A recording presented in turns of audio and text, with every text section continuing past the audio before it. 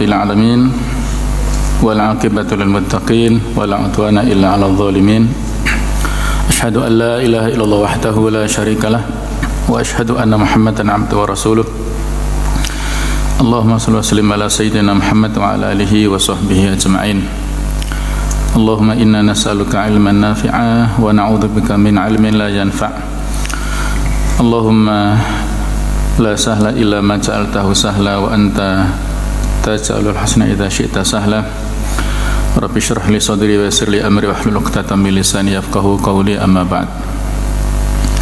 Para jamaah, Bapak-bapak, Ibu-ibu rahimakumullah, alhamdulillah pada malam hari ini kita bisa duduk kembali di majelis ilmu ini. Mudah-mudahan apa yang kita lakukan diterima dan dilipat gandakan pahalanya oleh Allah Subhanahu wa taala. Amin ya rabbal alamin. Pada malam hari ini kita akan lanjutkan kajian tafsir surat An-Naba. Kita sampai di paragraf yang terakhir, yaitu ayat 37 sampai 40 ya.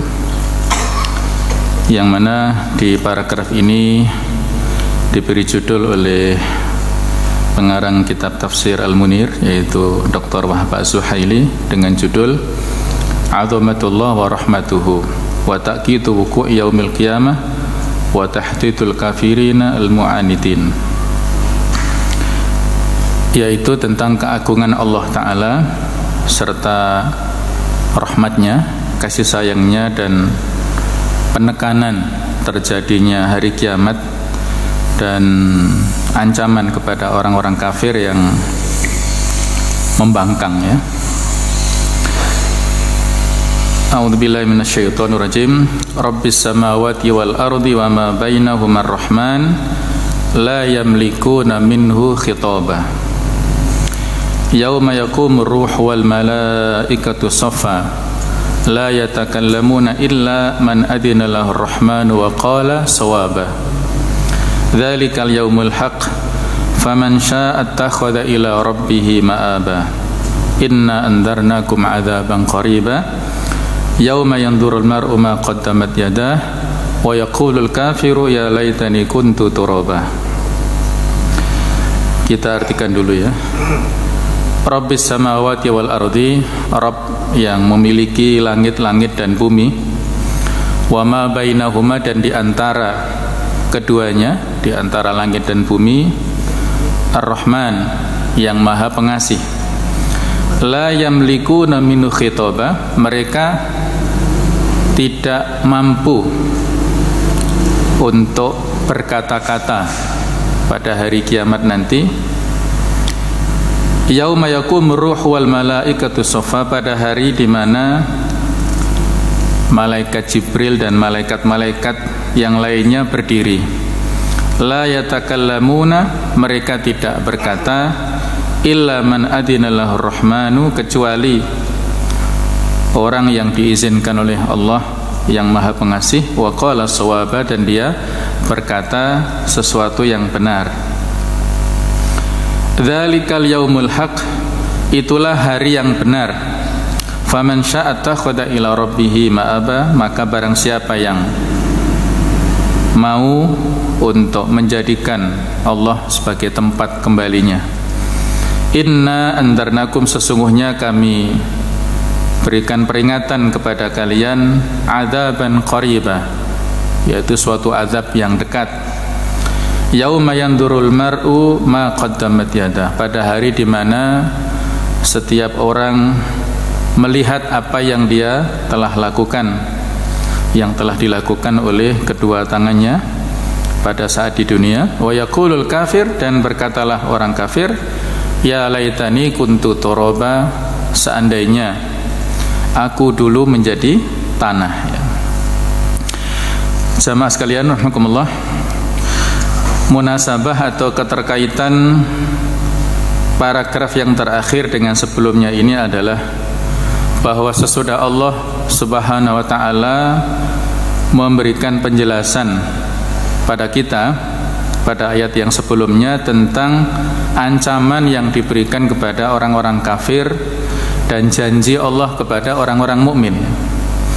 Maka Allah mengakhiri surat ini dengan berita ya, informasi tentang keagungan Allah, tentang ketinggian derajat Allah Ta'ala dan rahmatnya yang meliputi segala sesuatu yang terjadi nanti pada hari kiamat. Kemudian Allah melanjutkan penjelasannya ini dengan penekanan terjadinya hari kiamat, yaitu suatu hari yang tidak diragukan sama sekali kedatangannya, dan bahwasanya manusia pada hari kiamat ini terbagi menjadi dua golongan ya, yaitu satu golongan yang jauh dari Allah yang tempatnya adalah di neraka, dan yang satu golongan dekat dengan Allah kemudian mendapatkan kemuliaan pahala dari Allah dan tempatnya adalah di surga ya. Jadi pada saat yaumul hisab itu ada orang-orang yang pahalanya atau yang perbuatan baiknya lebih berat daripada perbuatan buruknya, yang mereka ini adalah ahlul jannah ya. Kemudian ada kelompok atau golongan yang mana perbuatan buruknya, dosa-dosanya itu lebih berat daripada perbuatan baiknya. Dia adalah ahlun nar, penduduk neraka. Nah, ada jenis pertengahan, yaitu yang sama antara pada saat ditimbang amal kebaikannya dan amal keburukannya itu sama, maka pada saat itu mereka menempati al-a'raf, yang mereka disebut adalah ashabul a'raf ya, tempat pemisah atau yang berada di antara surga dan neraka. Tapi pada saat itu mereka hanya menempati sementara. Allah Ta'ala dengan rahmatnya, dengan kasih sayangnya, pada akhirnya memasukkan ashabul a'raf ini ke surganya ya. Walaupun pada saat itu amalannya seimbang antara baik dan buruknya, tapi Allah dengan kasih sayangnya memasukkan ashabul a'raf itu ke surganya, sehingga finalnya itu hanya fariqun fil jannah wa fariqun fis sa'ir ya, satu kelompok berada di surga dan satu kelompok ada di neraka ya. Maka di akhir ayat atau di akhir surat ini Allah juga memberikan ancaman ya, penekanan ancaman kepada orang-orang kafir, memberikan peringatan yang keras kepada mereka tentang akibat ataupun tentang hukuman yang mereka terima nanti pada hari kiamat. Jamaah sekalian rahimakumullah, kita akan tafsirkan dan kita akan tadabburi ya. Jadi kita tidak terbatas pada tafsir, tapi juga kita coba untuk tadabburi ayat demi ayat supaya bisa menguatkan pemahaman kita ya pada surat An-Naba ini. Pada ayat 37 Allah berfirman Rabbis samawati wal ardi. Jadi kata-kata Rabbi ini dijerkan ya. Posisi i'rabnya dia ini adalah sebagai badal dari ayat 36 jaza amir rabbika atau an hisaba ya. Jadi ada kata-kata rabbika. Rabbika itu dikasrohkan, maka badalnya yaitu pengganti yang menjelaskan kata-kata rabbika pada ayat 36 di sini, rabbi dijerkan juga ya, majrur ya. Dia menjadi badal. Saya tadi mengartikan rabb ini dengan kata-kata rabb ya. Dan pada umumnya di terjemah Kemenak itu juga diartikan Tuhan ya. Banyak penafsiran Rabbi ini diartikan dengan kata-kata Tuhan, yang secara pribadi saya mencoba untuk menghindari ya pengertian kata-kata Rabb ini dengan Tuhan ya. Karena ya substansinya berbeda ya. Kalau penerjemahan dalam bahasa Indonesia itu tidak dibedakan antara Rabb dan Ilah ya.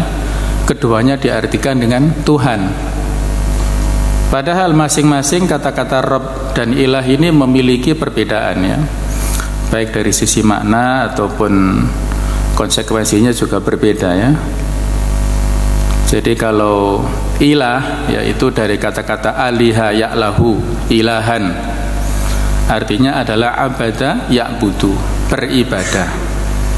Ilahan adalah makluh, artinya adalah ma'bud, sesuatu yang diibadai, yang disembah ya. Sedangkan robba ya rubbu ini memiliki arti yang banyak secara bahasa.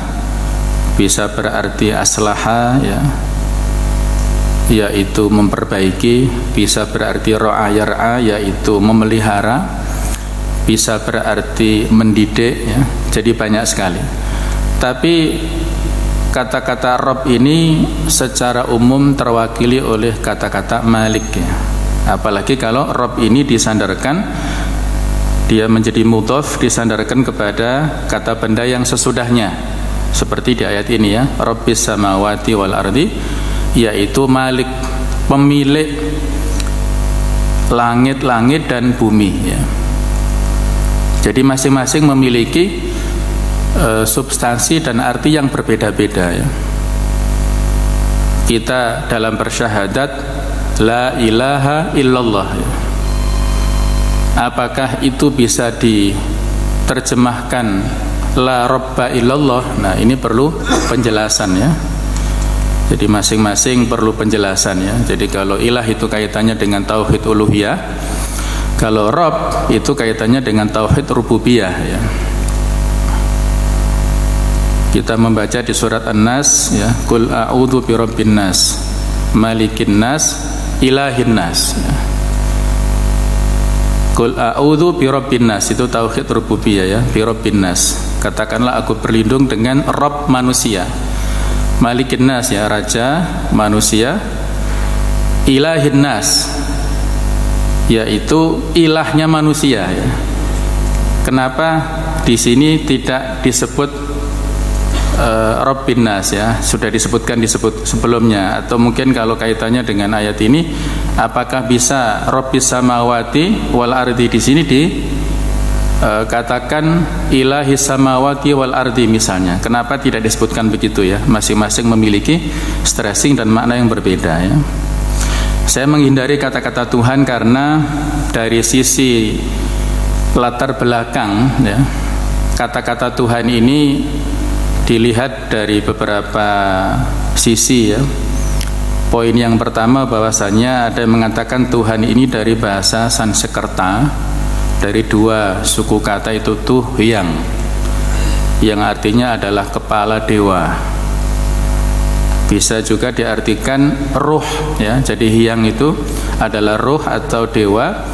Tuh itu adalah yang tinggi, yang terhormat, yang berada di surga atau kahyangan begitu ya. Jadi dari poin yang seperti itu berarti ya kata-kata tuhyang yang kemudian mengalami pergeseran menjadi Tuhan ya. Pada saat dulu ya, sebagaimana keyakinan nenek moyang kita dulu di Indonesia, bahwasanya setiap sesuatu itu ada yang menjaganya, yaitu dewa itu. Ada dewa angin, dewa laut, dewa udara, dewa air dan sebagainya. Nah, mereka mencoba untuk mengangkat di antara sekian banyak dewa ini siapa yang menjadi kepalanya. Diskusi ya, yang akhirnya kalau diangkat salah satu dari dewa akan menimbulkan kecemburuan ya. Akhirnya menurut kesepakatan diangkatlah satu keyakinan, yaitu kepala dewa yang disebut dengan tuhyang, itu yang mengalami pergeseran. Itu satu poinnya, bisa kita percaya atau tidak ya, ini sekedar wacana. Nah, poin yang berikutnya saya kira yang lebih masuk akal. Kata-kata Tuhan ini dari bahasa Melayu yang awalnya itu adalah tuan. Jadi menurut sejarah pada saat pemerintah penjajah Belanda dulu ya, mereka di samping memasukkan atau menjajah kita secara fisik ya, mereka juga mencoba untuk memasukkan paham atau ideologi ya non muslim ke bangsa kita. Jadi ada proses penerjemahan dari pesan-pesan atau surat-surat yang dikirimkan oleh Paulus ke Indonesia ya. Kemudian ada penerjemah yang dia adalah tentara sekaligus dia adalah pendeta dan juga berprofesi sebagai dokter latar belakangnya ya.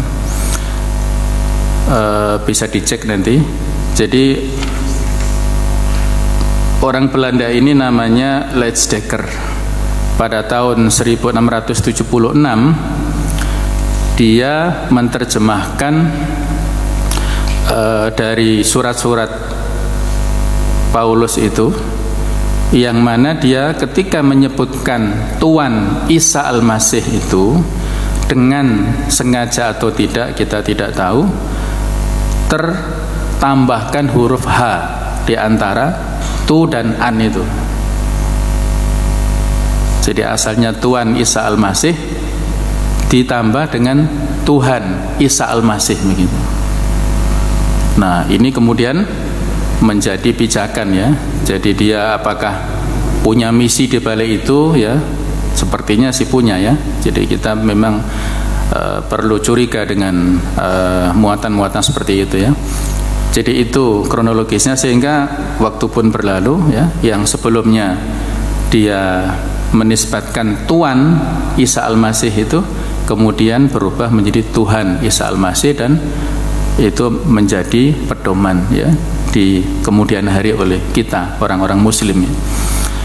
Jadi dari dua poin itu ya, saya kira kurang ya bisa mewakili ya makna atau terjemah dari kata-kata Rob, yang itu adalah sangat mendalam ya, kaitannya dengan tauhid rububiyah. Tauhid rububiyah itu adalah kaitannya dengan kita mengesahkan Allah di dalam hakkur rububiyatillah ya, di dalam hak-hak yang terkait dengan rububiyatullah, yaitu hak untuk menciptakan, memberikan rizki, menghidupkan, mematikan ya. Itu kaitannya dengan perbuatan-perbuatan Allah kepada hamba yang hanya mampu dilakukan oleh Allah. Itu kita esahkan, kita tauhidkan, artinya tidak kita nisbatkan hak rububiyah itu kepada selain Allah gitu. Hatta kepada malaikat, kepada rasul pun tidak kita berikan hak rububiyah ini. Ini mutlak kita tauhidkan hanya kepada Allah. Jadi tauhid rububiyah ini kaitannya af'alullah atau tata'allaku bi af'alillah ya, terkait dengan perbuatan-perbuatan Allah kepada manusia, pada hamba. Kebalikannya kalau tauhid uluhiyah ini adalah af'alun nas. Kita mentauhidkan perbuatan-perbuatan manusia, perbuatan untuk menghambakan, untuk menyembah, untuk berdoa, untuk mencintai, untuk mentaati, itu kita tauhidkan, kita tujukan secara totalitas hanya kepada Allah Ta'ala ya. Jadi ada perbedaan di sini antara kata-kata ilah dan Rabb ini ya. Kalau diartikan Tuhan ini belum bisa mewakili ya. Apakah bisa kita maknai la ilaha illallah dengan la robba illallah? Nah, ini perlu penjelasannya. Yang intinya para ulama memberikan kaidah begini, bahwasanya tauhid uluhiyah itu mengandung tauhid rububiyah, dan tauhid rububiyah ini mengandung konsekuensi ya, tauhid uluhiyah. Yang pertama tadi, bahwasanya tauhid uluhiyah, ketika kita mentauhidkan Allah dalam bab uluhiyah, ketika kita yakini bahwasanya Allah itu adalah zat satu-satunya yang wajib untuk kita ibadahi, maka saat itulah kita sudah mencakup tauhid rububiyah. Artinya pada saat yang sama kita meyakini Allah sebagai pencipta kita gitu.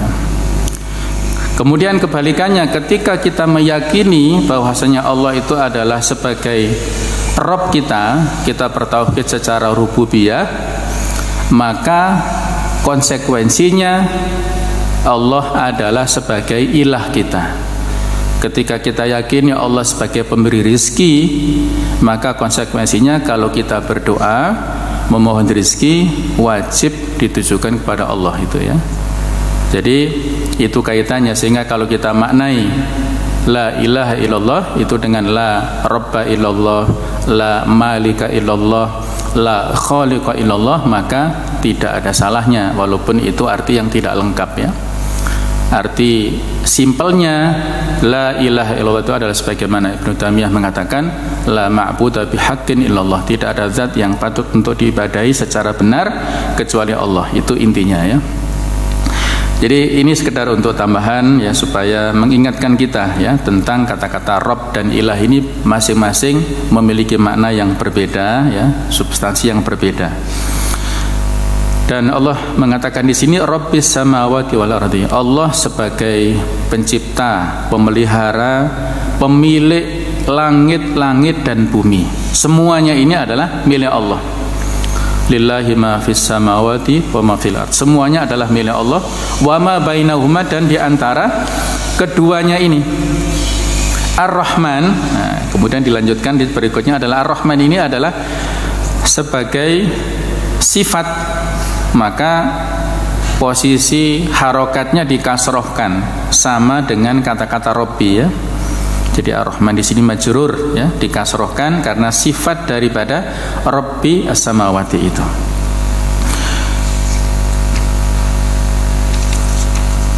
La yamlikuna minhu khitaba. Mereka pada hari kiamat nanti ya, semua kita manusia ini pada hari kiamat nanti itu tidak mampu untuk berkata-kata, mengatakan di hadapan Allah Ta'ala pada saat kita sudah dibangkitkan ya. Kita tidak mampu untuk mengatakan sesuatu di hadapan Allah Subhanahu wa Ta'ala, kecuali orang-orang yang diberikan izin ya, oleh Allah Ta'ala, yang itu dijelaskan pada ayat yang sesudahnya, yauma yaqumur ruh wal malaikatu shaffa, pada hari di mana berdiri ar-ruh ya. Ar-ruh ini ada perbedaan di antara ahli tafsir. Yang paling kuat pendapat yang mengatakan ar-ruh ini adalah malaikat Jibril ya. Sebagaimana dikaitkan ayat di surat Asy-Syu'ara ayat 193 dan 194. Nazala bihi ruhul amin ala qalbika litakuna minal mundirin. Bahwasanya malaikat Jibril yang telah menurunkan Al-Qur'an ala qalbika, kepada hatimu wahai Muhammad, litakuna minal mundirin, supaya engkau menjadi termasuk di antara orang-orang yang memberi peringatan ya. Juga yang sering kita baca di surat Al-Qadar, inna anzalnahu fi lailatul qadar wa ma adraka ma lailatul qadar lailatul qadri khairum min alfi syahr tanazzalul malaikatu warruhu fiha ya. Jadi ada kata-kata warruh, bahwasanya pada malam Al-Qadar itu malaikat turun, dan ar-ruh yaitu malaikat Jibril ya. Dia disebutkan secara khusus karena memiliki keistimewaan ya. Ada tafsir lain menurut Ibnu Abbas bahwa yang disebut ar-ruh itu adalah malakun azimun min a'dhamil malaikati khuluqan, yaitu malaikat yang agung, malaikat yang paling agung secara akhlaknya. Kemudian menurut Ibnu Mas'ud bahwa yang disebut ar-ruh itu adalah innahu malakun a'dhamu minas samawati wal ardi, malaikat yang lebih agung daripada langit-langit dan bumi. Jadi ini diantara sekian banyak, ada 3 tafsir, tapi yang paling kuat ar-ruh di sini adalah malaikat Jibril. Pada hari kiamat itu ar-ruh malaikat Jibril berdiri, wal malaikatu, dan malaikat-malaikat juga berdiri.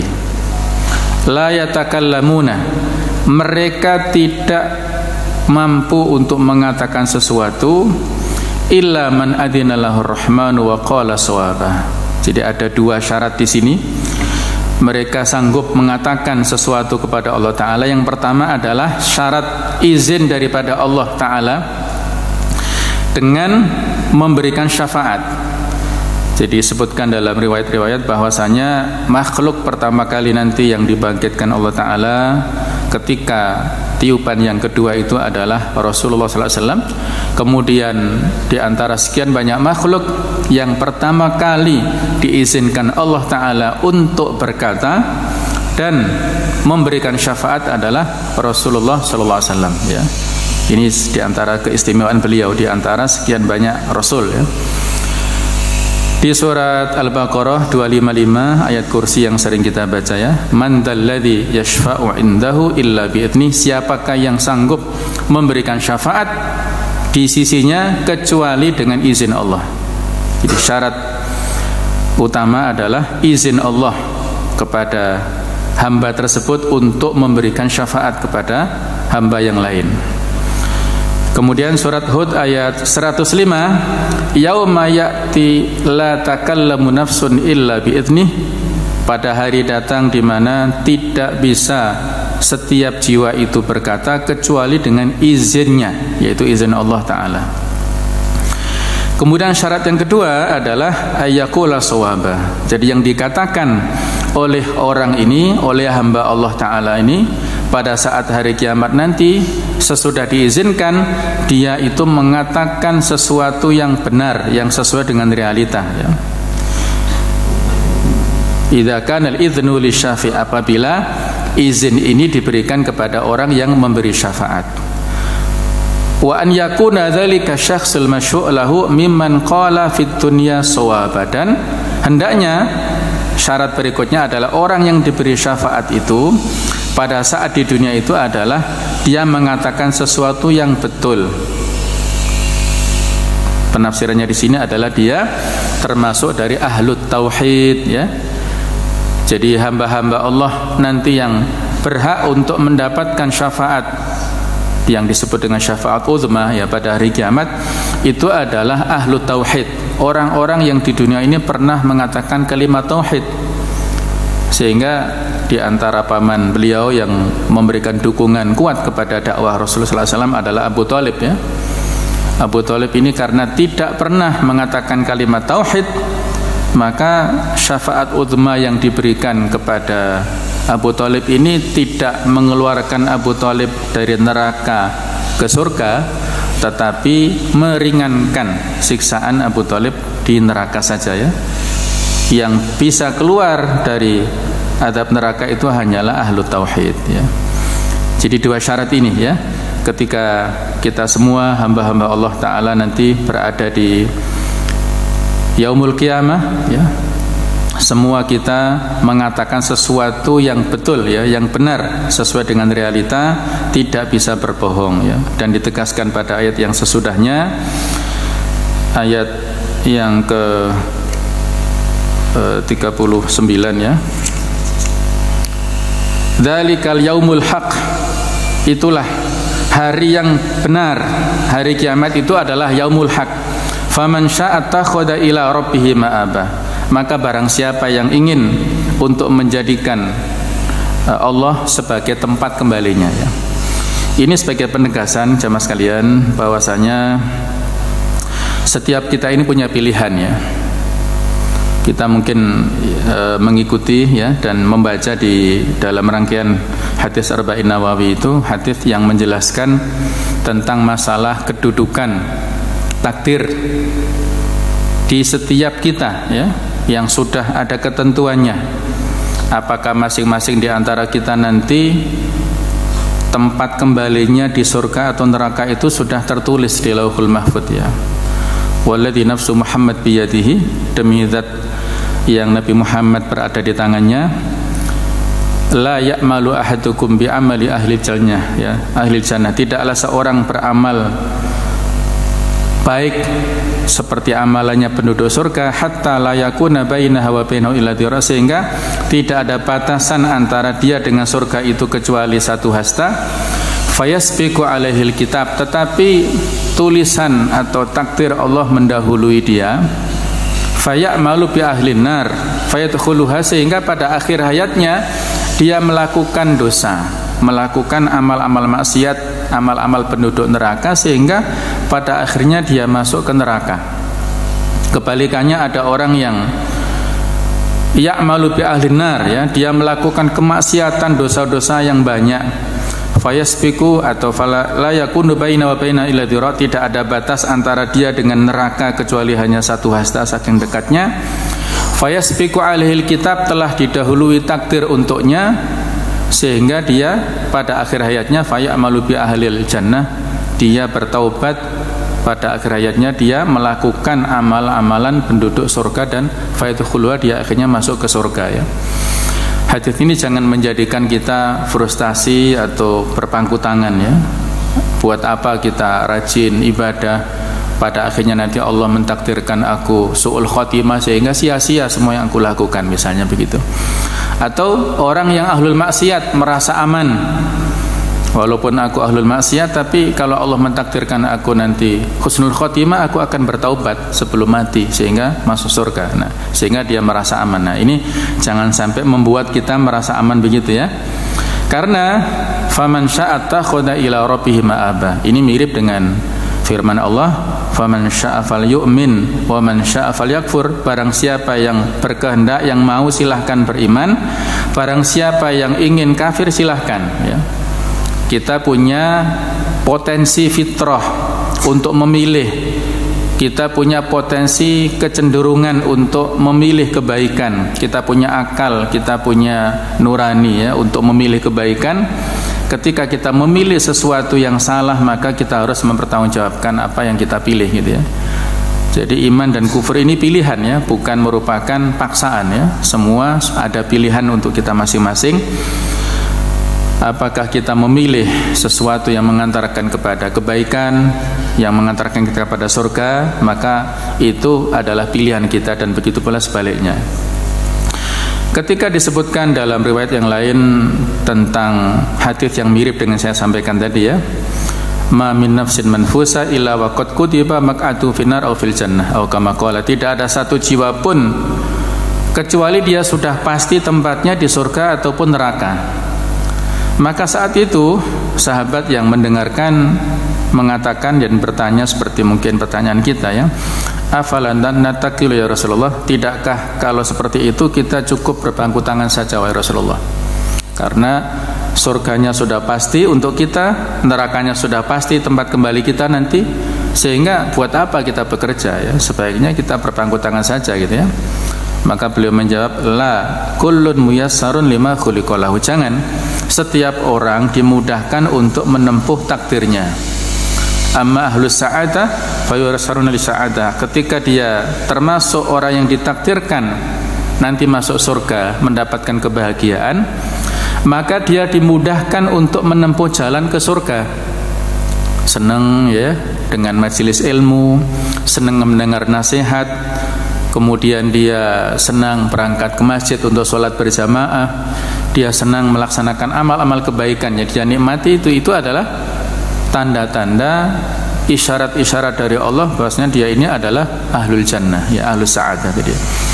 Kebalikannya, wa amma ahlus syaqawah fayasaruna lisyaqawah, kalau dia itu adalah calon-calon penghuni atau yang mendapatkan kemelaratan, kesengsaraan, maka dia itu dimudahkan untuk menempuh kesengsaraan. Dia gampang diajak maksiat, dia gampang diajak dosa, dia gampang untuk diajak kepada kejahatan, dan dia susah untuk menerima nasihat kebaikan, susah untuk menerima kritik yang baik, susah untuk datang ke masjid dan sebagainya, ya. Itu tanda-tanda dia itu ahlun nar nantinya. Jadi masing-masing kita punya pilihan itu, ya. Maka beliau membacakan potongan surat Al-Lail, fa amma man a'ta wattaqa wa saddaqa bil husna fasuniyasiruhu lil yusra wa amma man bakhila wastaghna wa kadzdzaba bil husna fasuniyasiruhu lil usra. Jadi kita apakah memilih yusra, kemudahan untuk menempuh surga, atau memilih usra, kesulitan, kita susah untuk masuk ke surga dan gampang untuk masuk neraka, itu kita punya pilihan masing-masing, ya. Ketika kita sudah memilih, maka jangan salahkan Allah.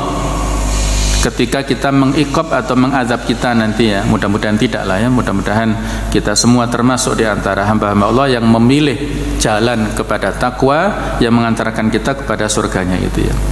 Faman syaa'a takhadha ila rabbih ma'aba. Maka barang siapa yang ingin menjadikan Allah itu sebagai tempat kembali, menjadikan surga kita itu nanti sebagai tempat kembali ya, itu adalah pilihan kita.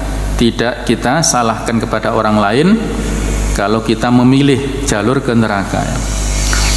Kemudian pada ayat yang ke-40 yang terakhir Allah berfirman, inna andarnakum, sesungguhnya kami telah berikan peringatan kepada kalian, azaban qaribah, yaitu azab yang dekat ya.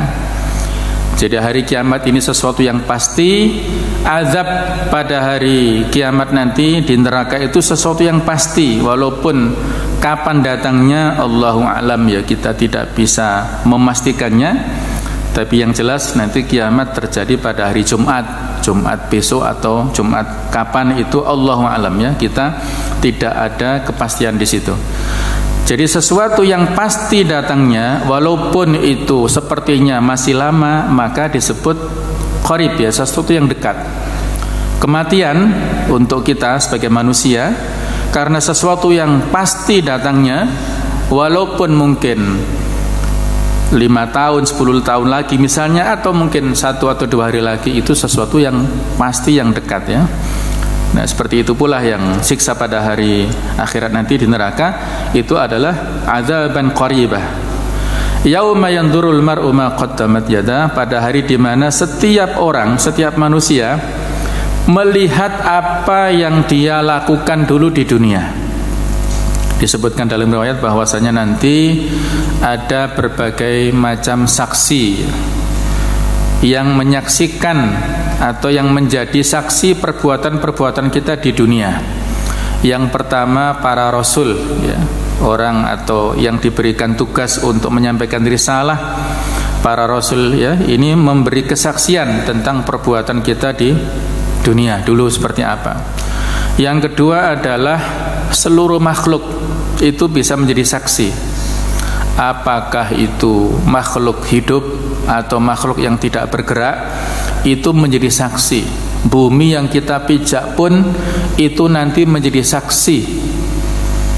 Kita datang ke masjid dengan melangkah, itu nanti bumi akan bersaksi di hadapan Allah, telah dilewati oleh si fulan ini telah melakukan kebaikan. Begitu pula kebalikannya, bumi yang kita pijak ini, kalau kita langkahkan kaki menuju ke tempat maksiat, itu juga akan bersaksi di hadapan Allah tentang perbuatan maksiat dulu yang kita lakukan di dunia ya. Jadi semuanya bersaksi. Yang ketiga adalah anggota badan kita sendiri ya. Yang kita lakukan di dunia ini menjadi saksi hidup yang bisa bersaksi nanti di hadapan Allah Ta'ala. Kalau kita mengingkari, maka itu tidak akan diterima ya. Dan masing-masing kita melihat apa yang kita lakukan di dunia ya. Persis apa yang kita lakukan, apakah hasil tayangannya itu menyenangkan atau membuat kita malu, itu kita yang bertanggung jawab nanti di akhirat ya. Kalau kita investasi kebaikannya, maka tayangannya baik-baik ya, menyenangkan. Tapi kalau kita banyak berbuat maksiat, maka justru kita yang malu ya. Dan nanti pada saat kita menyaksikan film lah ya, tayangan apa yang kita tampilkan atau yang kita lakukan di dunia dulu, mungkin dan bisa jadi kadang-kadang ada perbuatan-perbuatan buruk, dosa-dosa yang pernah kita lakukan di dunia yang tidak ditampilkan pada saat itu. Artinya ada sensornya ya, ada editnya. Itu bisa jadi ya. Kenapa? Di antara penyebabnya adalah kalau kita menutupi aib dan dosa kita sesama muslim di dunia. Itulah makna dari hadis man satara musliman satarahullahu yaumil qiyamah. Barang siapa yang menutup aib seorang muslim di dunia, maka nanti Allah akan menutup aibnya nanti di akhirat ya.